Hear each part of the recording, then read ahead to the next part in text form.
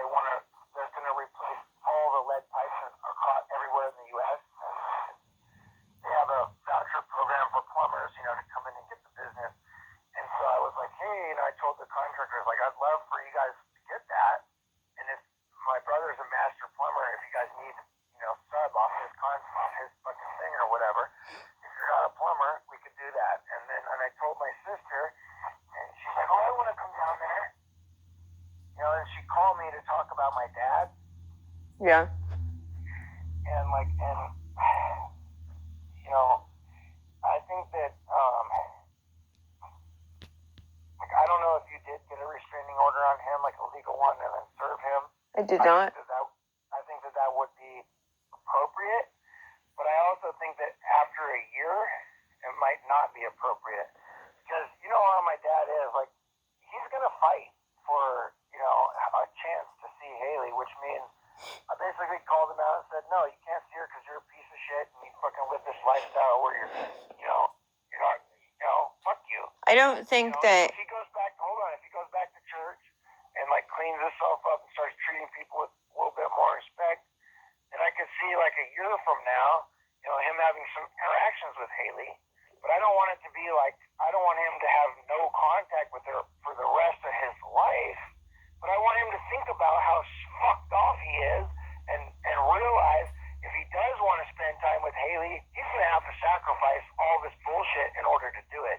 And he will, because he's a survivor, okay? So, but so that's kind of what my thought is right now. Is she planning on coming down with him?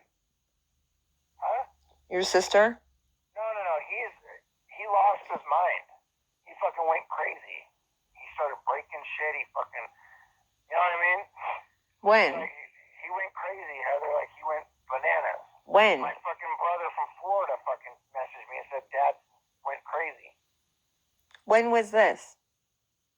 This was 2 or 3 days ago when Julie called me to ask all these questions about Dad, and I told her, no, I don't want any contact with him because of A, B, and C. He fucking said he's going to come down to California and fucking go to New Mexico, buy a bunch of guns, and then he's going to be in Stockton with these Mexican whores and guns. And whatever, the gang will bring him whatever drugs he wants.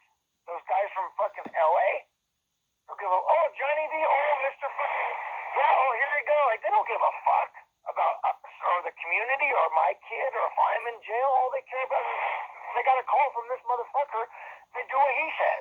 So what is... You know what I'm saying? Listen, what is your... I don't want any of that. And I said that to Julie, and I said, hey, I go, he's already fucking dead to me. Okay, first of all. Second of all, and this is probably what really hurt him, as I said, and I don't give a fuck if he dies tomorrow. Or if he dies 10 years from now, he's never going to fucking see my daughter because of this fucking bullshit. Listen, what is the plan exactly? Wait, let me finish. No contact for 1 year.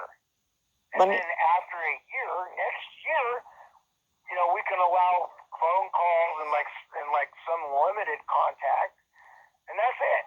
And then when she's 12 years old, then she can have a real relation, like a regular relationship, because I don't want her exposed. When she's old enough to say, no, that's a bullshit idea, then she can be around him. He's going to try all this psychological, manipulative, shit. And I don't want my daughter programmed like that. It's going to create a lifetime of her anxiety, and then he's going to be dead and gone and don't give a